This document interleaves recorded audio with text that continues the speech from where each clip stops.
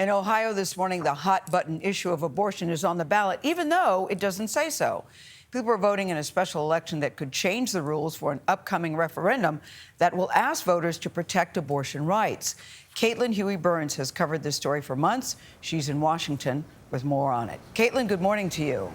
Good morning to you, Gail. Well, since the fall of Roe v. Wade, state constitutional amendments have become the latest battleground in the fight over abortion access. Ohio is set to vote on one this November with some big implications for the 2024 presidential race. But first, it has to clear one big hurdle.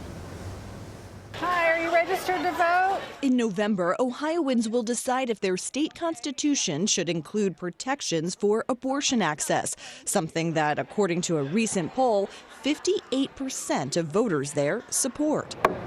It's a big number, but whether it's enough to pass will be determined by today's special election on what's known as Issue 1. Under current law, changing the Ohio Constitution requires support from a simple majority. 50% plus 1. But the Republican-led legislature set up an August special election to raise that threshold to 60%, all with the issue of abortion in mind.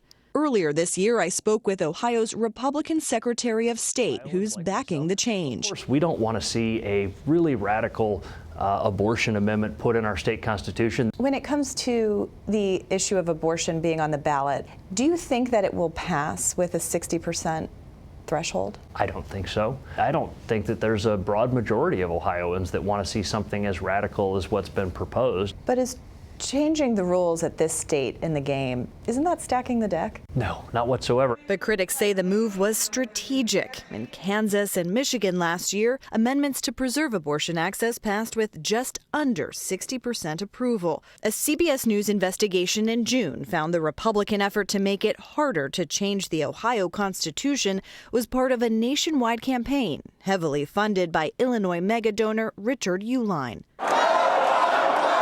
Opponents say the effort to change the rules thwarts the will of the people. Our democracy is in jeopardy. We have a right to a referendum for the people to have a voice in government, and this clamps down on that voice.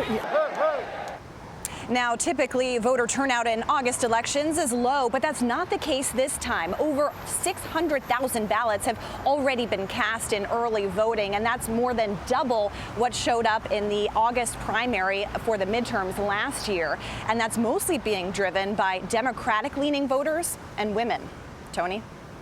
Very interesting. Caitlin, thank you very much.